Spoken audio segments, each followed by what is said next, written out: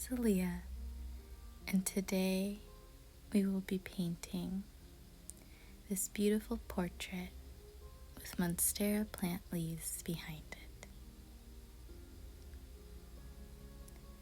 It has been a long time since I've wanted to create my own YouTube channel, and there was a lot of fear that stopped me from doing so.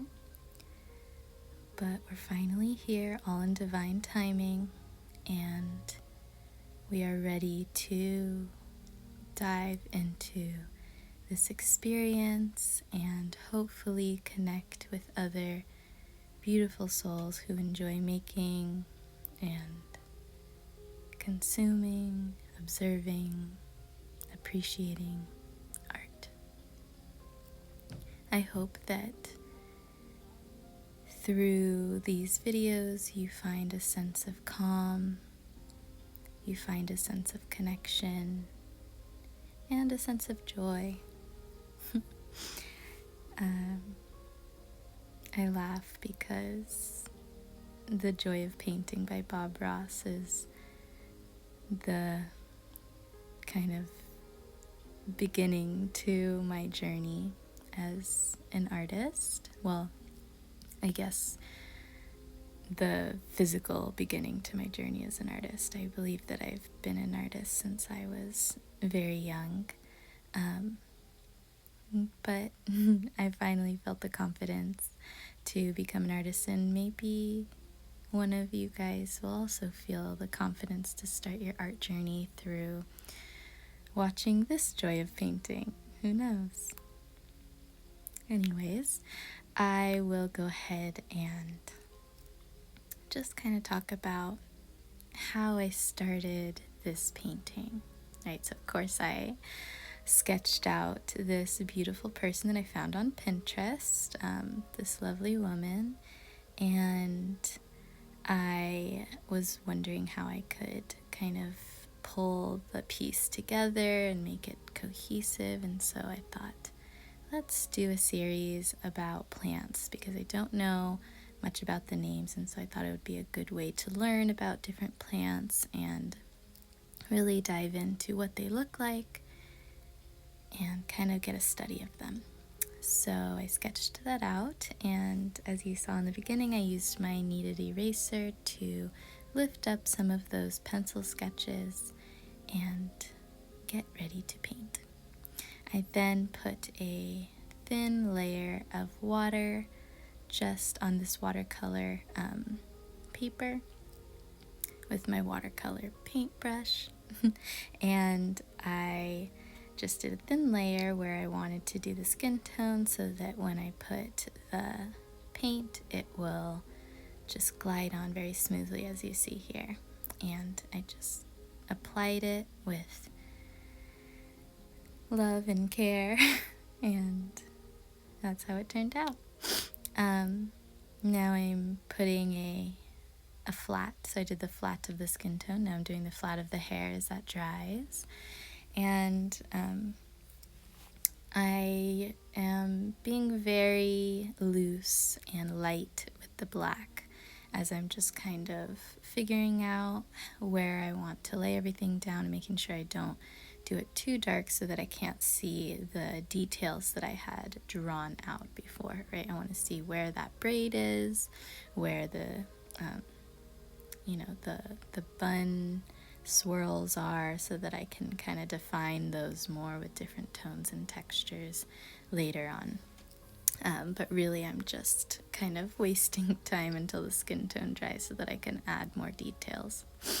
I personally do not like drawing hair because of the abstract nature of like hair textures. I really enjoy the concreteness of facial features that really allow me to just flow and work on the puzzle piece and put down shapes that I can see clearly, and that are, pretty similar from person to person, whereas hair tones and textures are all so different and unique that it just gets really complicated.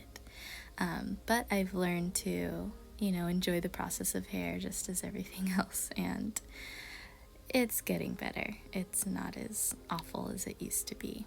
And I think it just comes with time, much as everything in life, right? But we won't get too philosophical quite yet. Okay, so now I am darkening this skin tone color so that I can start back and add some features on the face now that it is dry. So I'm using that same skin tone color that I created before and just deepening it with some of the reddish brown color, and adding those, making sure to look back at my reference as much as possible and just kind of figuring out where these shapes belong, where they're placed, and where they fit safely on this drawing, painting. I think this is my favorite part because you really start getting to see the painting come alive and get to feel the texture and get to really take notice of facial features that maybe you wouldn't have noticed unless you were staring at it for a long extended period of time. It makes me feel really connected to the face that I am drawing and the person that it belongs to, as I kind of imagine only they have really paid this close attention to their own face. And in that way, I feel really connected to them as a human being. And that's why I also think that self-portraits are really important for like the self-development, as you bring appreciation and love for your own facial features that can sometimes be difficult when you're not looking at it with love and care and trying to place that down on, a canvas or a paper or whatever you're transferring the image to. So we are just getting those shadows in, really deepening the lips and the eyes and the nose and finding where her face contours. Some things that I'm kind of noticing as we're going along is that right side of her face. I wish I kind of brought her hair in a little bit farther. It kind of looks like she has like a shaved side of the head. I know I will get that done later, but just it's kind of funny to me now. For those of you wondering, I am using a Princeton paintbrush. It's a round brush that I got in like a sketchbook or maybe from an art supply, and I really enjoy this brush because it is a round brush, which means it's thick and comes to a point. And when the paintbrush comes to a point in that way, you're able to really put down large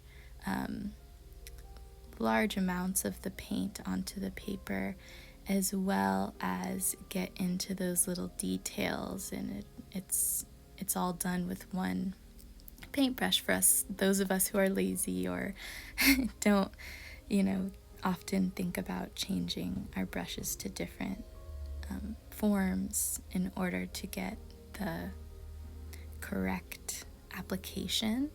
And so that's why I really like this brush. It really allows me to do all the things that I want to do without thinking about it too hard and keeps me in that flow of just painting.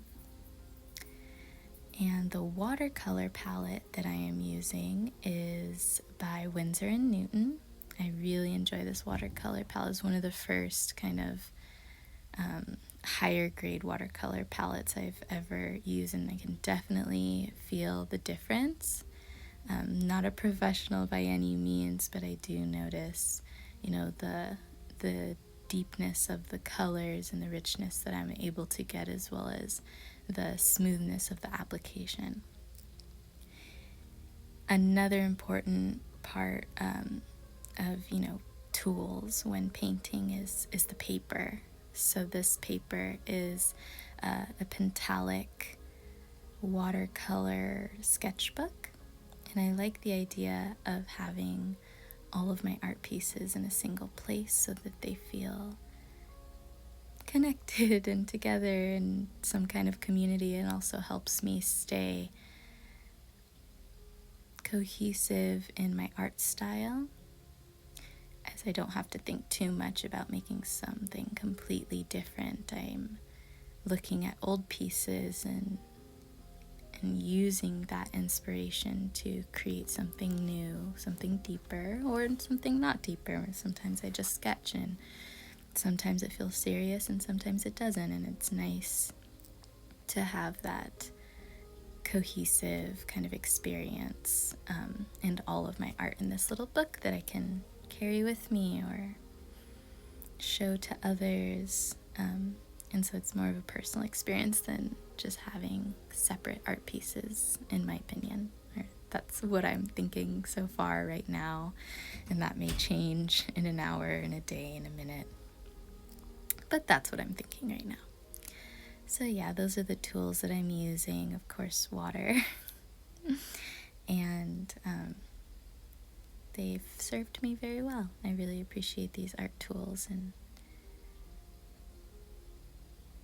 drawing and painting. It's very enjoyable for me.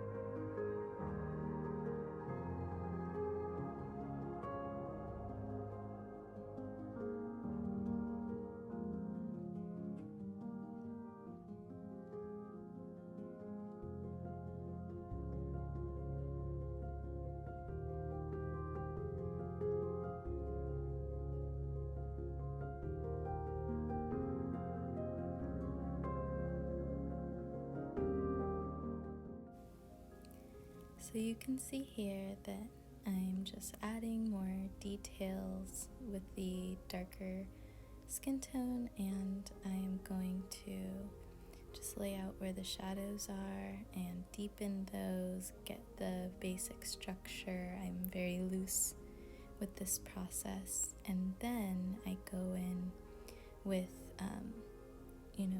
a medium tone. Maybe I lightened it up just a little bit, and I'm blending it all together just as you would if you were doing makeup. So you would put in those contours, the highlights, and the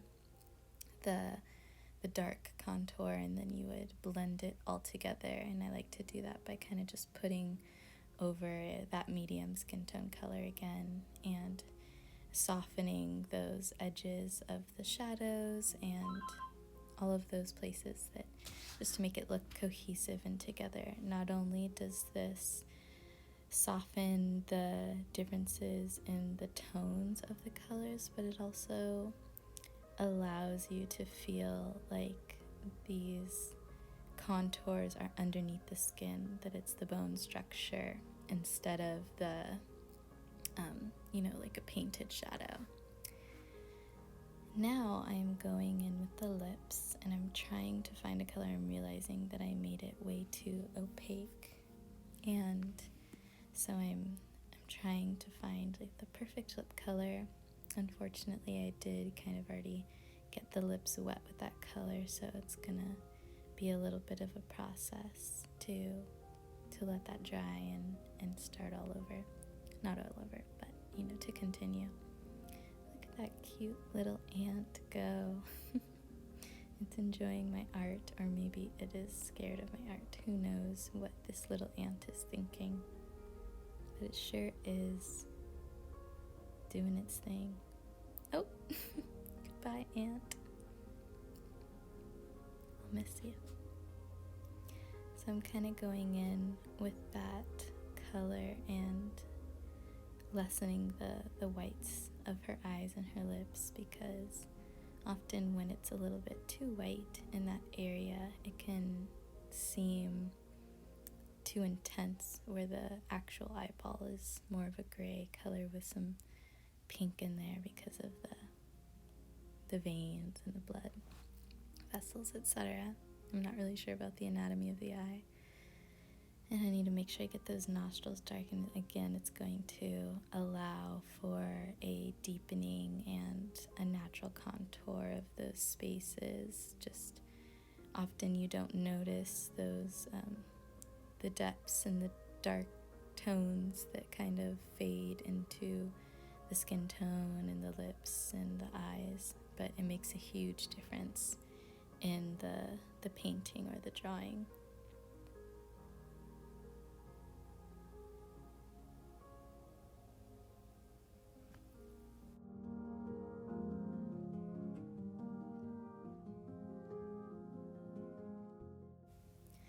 So here I'm actually using a different brush. I've been using it for a while now. It is a flat, straight edge brush, and I use this to get some details and to go in with some of the more shadows that stand out.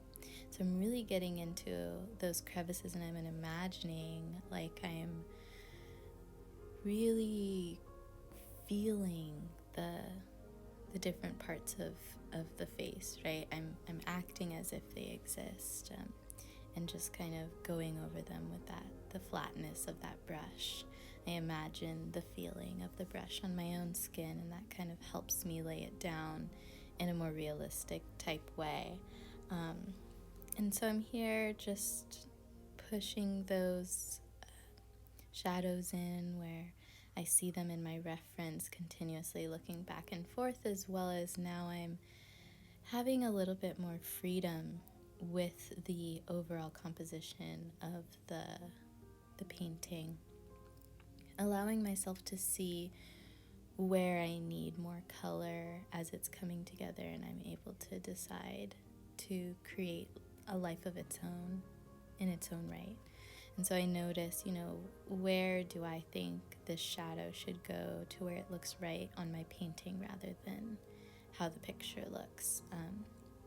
And I'm going straight in with white, and I am adding those highlights and lightening up the spaces where the light touches. I imagine, with the brush as if it's actually light, and so I'm spreading the light onto her face, onto her skin. And this is a really important step because it's what really brings life and a sense of warmth to the painting. So I really enjoy the part of adding the darkest darks and the lightest lights. It's very soothing and satisfying. That's the word I'm looking for. It's very satisfying to add these touches, because then you are at the end of your work, at least when it comes to whatever composition you're doing. So I'm getting closer to finishing up her skin, and then it makes it a little bit more fun to do the rest, because I get to look at kind of the beauty of what's already there and just add little details. It's not starting from scratch. There's no fear of messing up because I'm already okay with how beautiful it had turned out, at least at one point. And then I can kind of just play with it at this point. So I'm going in with like a reddish brown, and I'm adding this just to add some life into the picture. And I know I've said that with every single layer, but this is another really important aspect, because especially with darker skin tones, adding this red really brings it away from an ashy kind of vantage point, which, I'm not trying to look like that in real life, and I don't want my paintings to look like that either. I want them to look smooth and buttery and beautiful as they would want themselves to look, I assume. And so again, I'm going back in with that white and laying it down as it's kind of dried and become really translucent, and just adding another layer.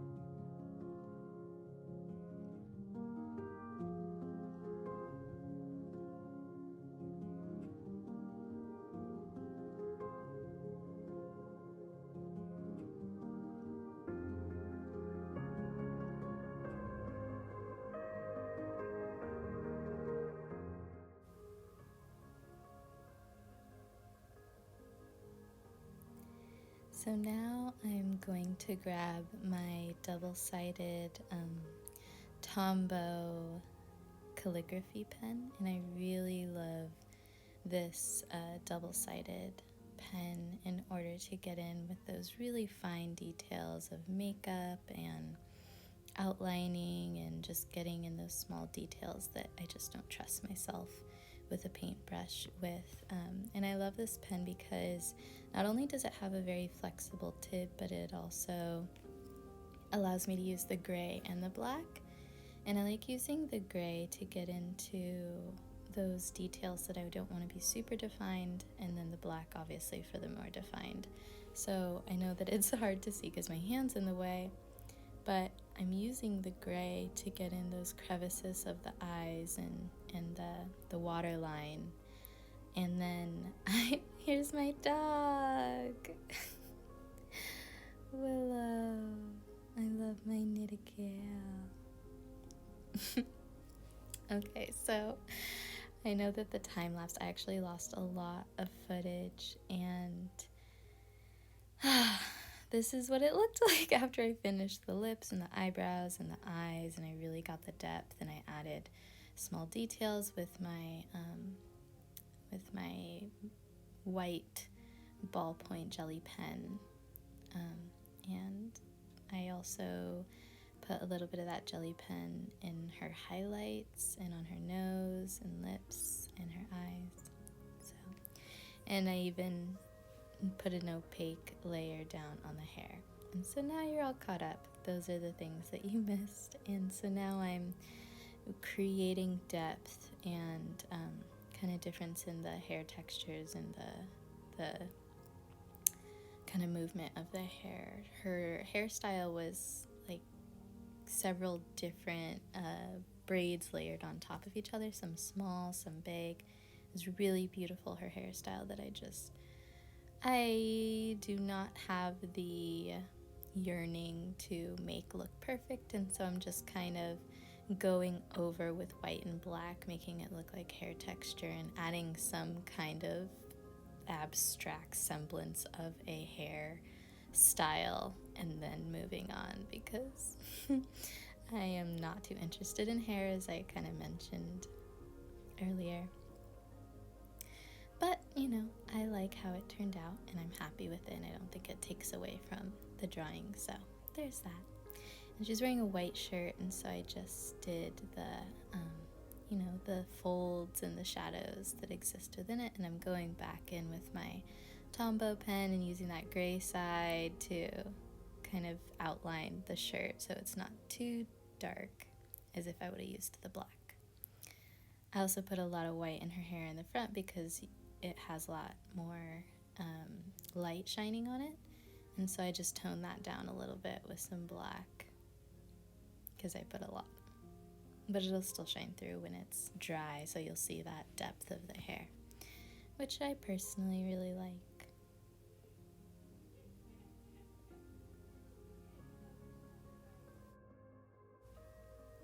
So now I am mixing a green that will do this Monstera plant some justice.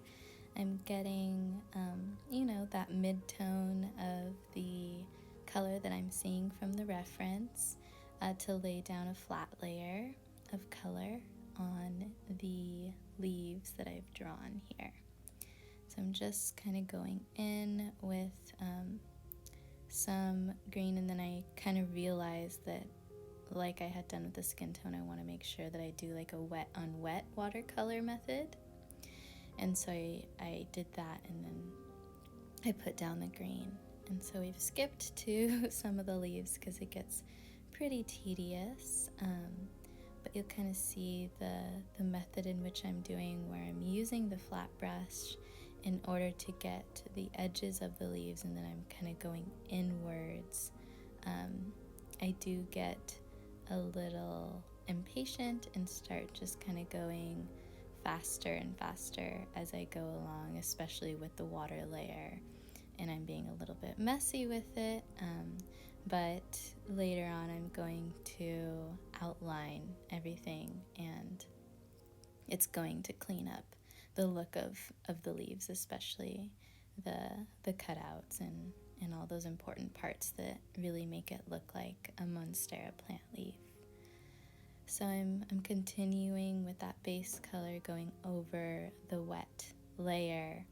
And this wet on wet method is something that did not necessarily come easy to me. I think realizing the level of wetness that you want to have on your paper, depending on the thickness of the paper and how it holds the water, is really important, and only really comes from practice.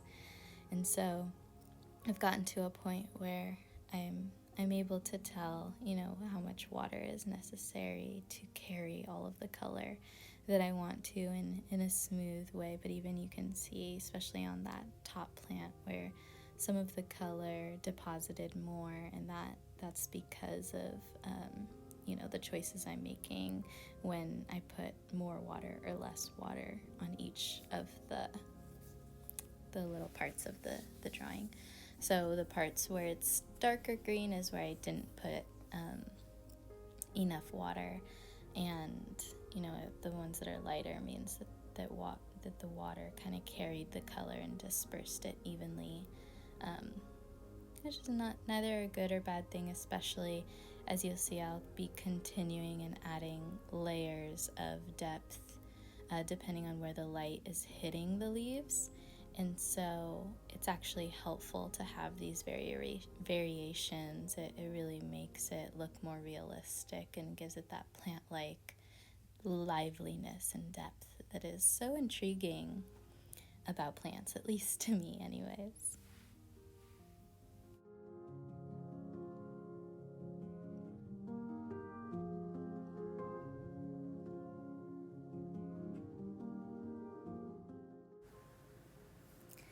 So now you are seeing me go in with my green gel pen, and due to the watercolor over my pencil sketch, I thought the veining of each leaf was pretty difficult to see, and in order to put the shadow casting, I think it's really important to see that veining. So I decided to go in with the gel pen just so that it would be a little bit easier for me to lay out the highlights and the shadows that are on each leaf.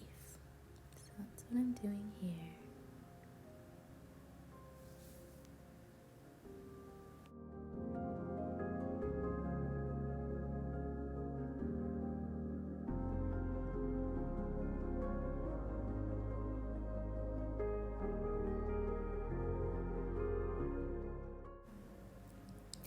Now I'm using those same green tones and mixing in a dark blue, or just a blue, on the far right of my palette in order to create a more shadowy tone of the green. So it's still cohesive with the rest of the plant, but it has that blue to create some more depth, and that'll create a natural looking shadow rather than using black or gray or anything like that.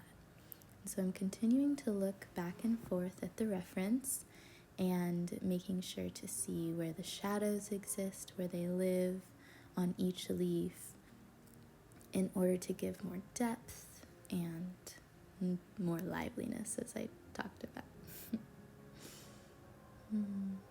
So making sure, especially behind the portrait, that I have that depth, so you can get the sense that the human being, the woman that I painted, is casting a shadow on the leaves.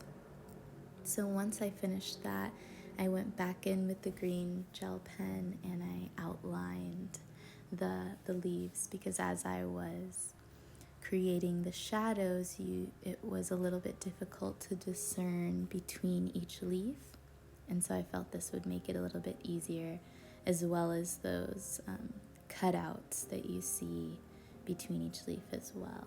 So the green gel pen really helped with that. And then I forgot about the earring, and so I went back and I went and painted that really quick. One of my favorite parts of painting is the idea of going back and forth between different aspects of the painting and seeing things stick out based off of new shapes that you've created. And it's interesting how the eye will just catch something that it hasn't seen before, and I always find that fun, but it also makes it really difficult to end a art piece.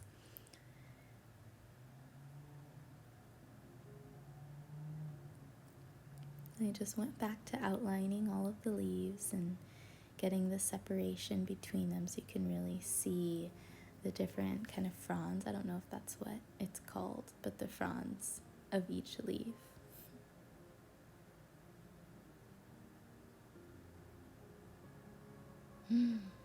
My little boy.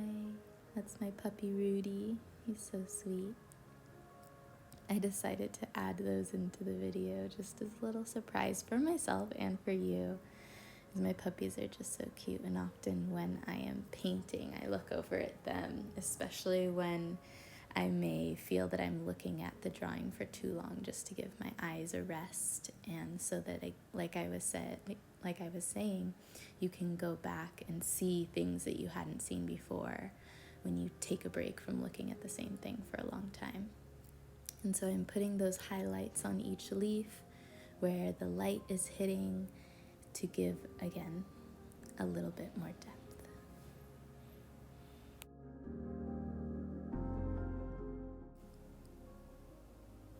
So here I'm noticing that the spines that I had drawn with the gel pen are starting to look a little light, and you're not really able to see the depth of each one. So I'm going over with some dark blue paint. Then I realized that the paint, just the brush and the application, is going to be too difficult, so I actually decide to go in with a darker gel pen just to get all of those spines and to make sure that they are the right shape. And so I did that on the rest of the drawing with a dark gray. And then I actually outline each leaf with that dark gray gel pen as well, and I think it really added a beautiful layer of depth. Off camera, I also at some point outlined the Monstera plant lettering with that same green gel pen, and I straightened out the P that was really crooked, if you had noticed that before. And then I go in, after I outline all of the leaves, I add a little bit of accent and detail to that lettering as well.